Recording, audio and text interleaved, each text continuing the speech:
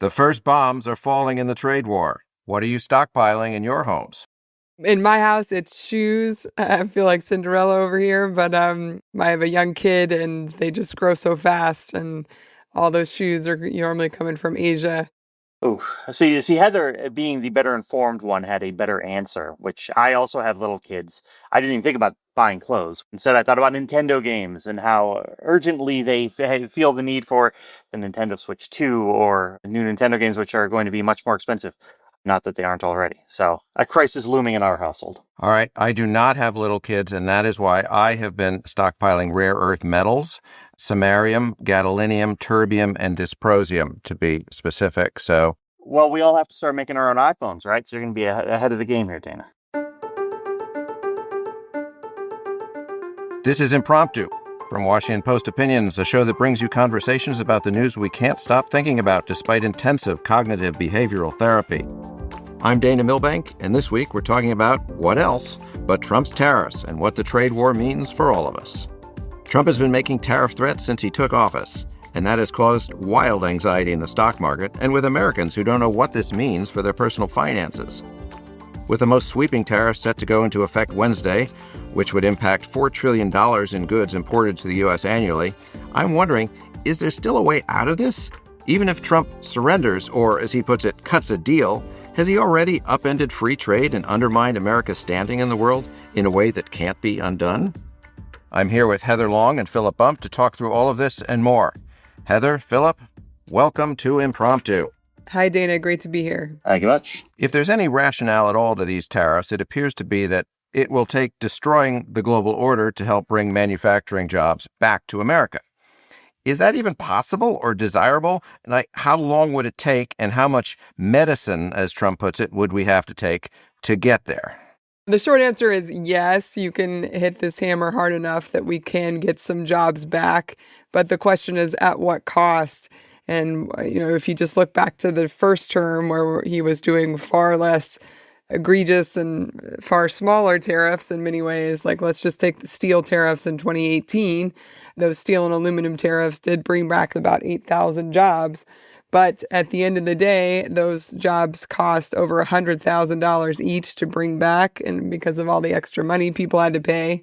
And even more importantly, we ultimately lost 75,000 jobs in other industries that use steel and aluminum because it costs a lot more as an input. And so is it worth it to pay extraordinary amounts to save certain jobs? Personally, I think you can make that case on national security grounds in a handful of sectors like semiconductors. But to do it on every single product coming into the United States, that's where people just say this is crazy. I think this is crazy is a good summation. Yeah, I mean, look, there's this weird sort of nostalgia that comes into play here. This idea that there's something inherently better or morally superior to these sorts of jobs than the jobs that, say, the three of us have, right? It's not as though there weren't newspaper employees back in the 1940s and 50s, and there's this halcyon days that the MAGA world seems to have nothing but veneration for, but they weren't real jobs, and now they're sort of not considered real jobs. And so there's this focus and emphasis on building an America that looks like what America used to look like, even though everyone who has relatively functioning cognitive abilities understands that America's changed and the world has changed and the dynamics of global economics have changed in significant ways. The best way to think about this, I think, in terms of how much credence we should give to Donald Trump's position here is that he argues consistently that he is trying to implement tariffs instead of an income tax, which obviously serves him and his allies very well, in part because he says that the United States economy was the best it ever was in the tariff days in the 19 teens and so on and so forth. This is someone whose grasp of American history was so robust that when he was asked by Stephen Colbert a few years ago what the 13 stripes on the American flag stood for, he didn't know, right? So all of a sudden, the guy who didn't know what the stripes on the flag were is the guy who's the expert on American economic history. It seems hard to believe. Ergo, Heather's, this is crazy. Well, I think we can all agree that if we could bring the number of newspaper jobs back to where we were in the 40s and 50s, that would be worth some exorbitant prices to be paid by all consumers. All right. Well, how are businesses going to invest in manufacturing in America or make any other long-term plans when there's so much uncertainty and when Trump can just like every week or even every hour just turn tariffs on and off? Like, how does that work? Yeah, he's pretty much his own worst enemy. If the goal is truly to bring all this jobs and investment back to the United States, then he's doing exactly the wrong thing. And I was struck by a couple of early examples. And let's take some of these car manufacturers he's obsessed with in, say, Michigan, and some of the parts manufacturers that go into the cars. And they were talking about their thought process right now about, okay, I can physically bring potentially some jobs back from Asia to, say, Tennessee. But first of all, 10 jobs in Asia would probably translate to 2 jobs in Tennessee because it would need to be automated and it would cost too much.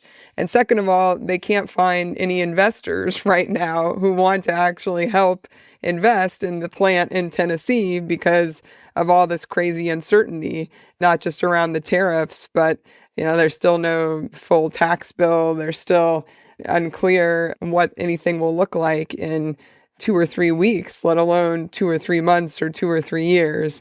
That's where you just want to pull your hair out, that if there was any coherent grand strategy going on here, it's backfiring. The point about the time frame here is very important. I mean, we're talking about institutions often, not entirely, but often institutions, corporations, which have been around for a long time.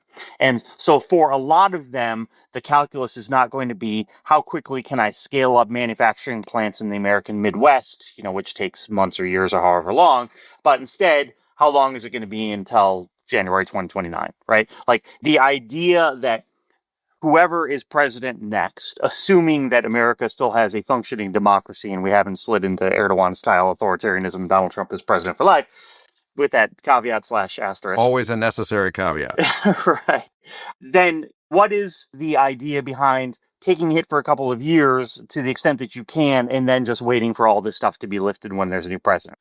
And I think that's sort of where we are right now with the economy, right? That everyone is like, let's just wait it out. Donald Trump's history is he gets battered on this stuff, and then he comes up with an excuse to change his mind. I think all of us sort of expect that we could get an announcement in the next 48 hours. That Donald Trump's all of a sudden like, well, you know what? I've won my fight, and now I'm going to delay this. Like, everyone expects this. Like we saw yesterday, a huge spike in the markets based on this erroneous interpretation of Hassett having said that, there's going to be a 90-day pause. The markets are waiting for this. Yeah. If we go for another month, I still think there's going to be a lot of corporations who are like, look, we don't expect this to last forever, and so we just wait it out. And therefore, they're not doing the sort of investment that Donald Trump says he's going to trigger in the first place. Right. And that's why the markets have been on this wild ride, shedding $6 trillion in value. And now, fingers crossed, maybe has stabilized because maybe people think he's coming to his senses. But at the same time, all these recession forecasts show rising odds. And assuming this trade war continues in some form, who's this going to hit first and hardest? In many ways, the recession has already started along a lot of states on the border, particularly the U.S.-Canada border. Michigan, I have already been getting text messages from people there who are losing their jobs already at parts suppliers for the auto industry. I think a lot of people's jaws dropped when they saw over the weekend JP Morgan came out with their forecast of a 60% likelihood of a recession. That was followed up pretty fast by Goldman Sachs. They upped theirs to 45%, but then they had this whole long paragraph saying that if the tariffs all go into effect and stay in effect, that a recession is pretty much unavoidable. And that's probably for the U.S. and really for most of the world.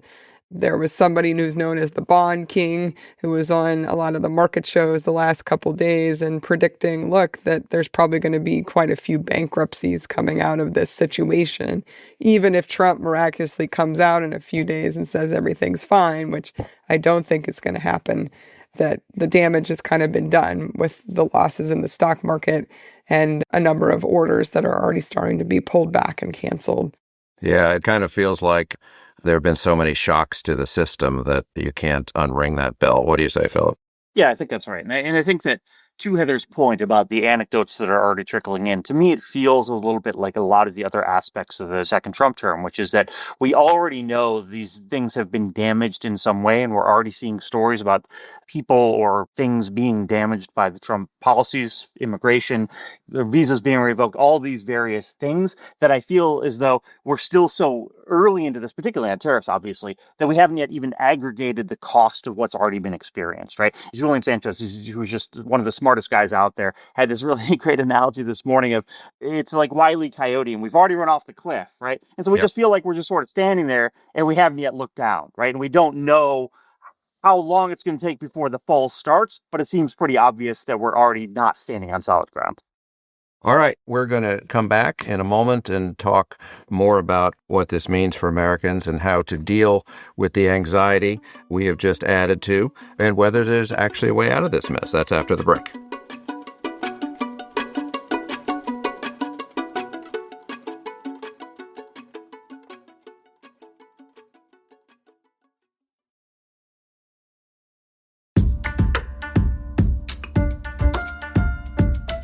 Welcome back. I'm Dana Milbank, and this is Impromptu. The markets appear to be stabilizing after a string of terrible days, mostly because Trump's signaling that he's open to cutting deals. Besides deal making, do you think there are other ways that tariffs could be stopped or lessened? Congress controlled tariffs throughout our history until the 1930s and has that power under the Constitution. Is there any realistic possibility the Republican majority up on the Hill will take the steering wheel back from Trump now that he's driven us back into the 19th century? I mean, there is always a theoretical possibility, right? I mean, it's who knows what can happen. We're already starting to see polling come out showing the extent to which Americans oppose tariffs. As costs start to increase for people, it's going to be increasingly hard for the MAGAverse to embrace Donald Trump's approach here. I mean, he keeps talking about, there's going to be a little bit of pain, we'll get through it, and we're already starting to bounce back. But I think all of us recognize the pain hasn't even really begun, right? I mean, the tariffs aren't even really in place. And as such, once that occurs, it may be the case that Republicans who are looking toward re-election next year come up with some sort of bill. The Donald Trump is great on tariffs, but we need to make this one change bill or whatever they want to call it, that passes the House and then clears the Senate, right? The challenge, of course, is that Donald Trump then has the ability to veto it, yada, yada, yada. So the bar is extremely high for Congress to be able to do anything. We've seen that Congress is particularly reticent to do anything to check Donald Trump's power, but it may be the case that his lame duckness and indifference to what everyone else wants him to do finally reaches an obstructive point with his allies on Capitol Hill. However, the safest money, as always, is to bet against that happening. Heather, have we at this point already destroyed the liberalized trading regime of the last many decades? Like, can you put Humpty Dumpty back together here, or are we in a new era, whether we like it or not? We're probably in a new era. I don't know that we're totally losing globalization or global trade. The irony of what Trump has done is it's made global trade stronger everywhere else. So what's really happening is the U.S. is just kind of sitting this round out. And meanwhile, other countries, whether it's Canada and the European Union, I mean, I think people were shocked to see Japan, South Korea, and China sort of say that they want to band together more going forward and that they would try to react in some sort of coordinated way. So that's where I think you're simply seeing is this trade and the global economy will continue to evolve. It's probably going to be more regionalized going forward. We were already starting to see that trend even before April 2nd, and that's only going to be exacerbated. And that, unfortunately, the United States is probably losing a lot of its leadership role, and that's what's going to be hard to get back. Right. Like, can you actually just flip a switch? I mean, the world was really mad at George W. Bush and then said, oh, Obama's here. All of that's forgotten and forgiven. But this is a whole other level of treachery. I think you're right. I'm sure Philip has some thoughts too. But I don't think that this totally destabilizes or dethrones the U.S. dollar as the world's global currency or anything that extensive. But it's just another huge chip away at a lot of these positions the United States has enjoyed to be really at the top of the heap and benefited and prospered from for many years, whether it's most trade being done around the world in US dollars or whether it's the United States kind of setting the rules of the road in many different parts of the trade that's been going on. So that's what's just such a head shaker, is why would we want to make it harder for ourselves going forward? And I think some of the maybe smarter people in Trump world, like Bob Lighthizer, who was his first U.S. trade rep, they make a really interesting case. He was on 60 Minutes a month or so ago talking about the need for something different to replace the World Trade Organization, for instance. And that's not an entirely terrible idea, but that's just not at all what the actual Trump 2 administration is trying to do or is setting the foundation for. I think, too, that we need to consider this outside the context of simply economics. I mean, the other aspect of this is that the world is seeing the United States empower someone who everyone outside of his core base of supporters saw as risky, and who is now acting absolutely irrationally, right? So you have the world's economic behemoth, which is empowering people to make decisions based on irrational arguments, right? And so that extends beyond just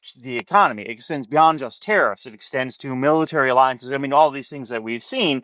But it is a sea change not only in America's economic leadership position, but just broadly how the world has and how Americans have understood the United States to be as a global actor. Just all of a sudden, now we have this new president, and he just totally upends everything and throws out all funding for scientific research, and exaggerating, obviously, but, making these decisions which don't make any sense. And so it's not just that you have to deal with the tariffs that are suddenly randomly being applied to your country because of your trade deficit, but you have to just say, okay, we cannot know what Donald Trump's going to do. And despite Donald Trump's argument that that's good because it keeps everyone on their toes and he make deals and all that, like, no one believes that. Everyone's just like, okay, this is crazy and erratic and we have no idea how to deal with this. And so we need to hunker down broadly, not just economically, to deal with the new threat that the United States poses. Yep. And we'll be shut out of that party. All right. So Americans were already anxious about what this would mean for inflation, for likelihood of recession. If they weren't really anxious, they probably are after listening to this discussion. So let's give them something practical here. Like, what can our listeners do now? Let's give them some hot tips. Should they be stocking up on certain goods? I mean, I've already got the rare earth metals cornered, but other things, just ignore the 401ks, building bunkers under our homes, long shelf life food. What do you recommend, guys? It's definitely a great time for emergency savings and just continuing to beef that up. In addition to ignoring 401ks, some things that are very practical are to make sure you've frozen your credit. You can call the 3 leading credit bureaus, and it's free to do it. They'll try to sell you some services, but just tell them no and demand that your credit gets frozen. It's, just with all the volatility going on, and I think with all the Doge actions in the government, the idea that someone could get a hold of your social security number, your personal information, and try to open accounts in your name is very real. And I'll say finally, look, I don't think it's a bad idea to go buy a little gold or whatever, but it's not a bad idea to keep a little more cash on hand, both in the bank and physically in some of these rough times. I absolutely defer to Heather in terms of the economic advice. The only thing I'd say is that, it is a moment of tumult and uncertainty. And so it is totally fair to take time to do things that are not related to any of this, right? Like, went to the Mets game with my kids over the weekend and it was nice and didn't check my phone. And I did file a column from the parking lot. That's neither here nor there, but it is good to step away from it too. And it is okay to step away from it. One should still subscribe to major newspapers, obviously, Yes. But taking a break from what's going on is okay unless you're a member of Congress who's leaving for a multi-week vacation. All right. You heard it here first. Freeze your credit. Go buy some gold bullion and stick lots of cash under your mattress. And on that happy note, we are out of time. Thank you both for joining us this episode of Impromptu. Of course. Thank you. Thank you.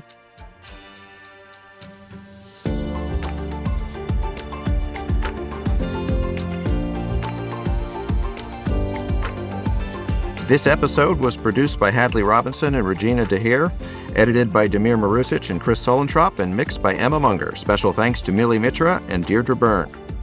Thanks for listening to Impromptu. Please let us know what you think about these tariffs. Send an email to impromptu@washpost.com. And remember to tune in again on Friday to hear conversations between my colleagues Drew Goins and Molly Roberts on Impromptu.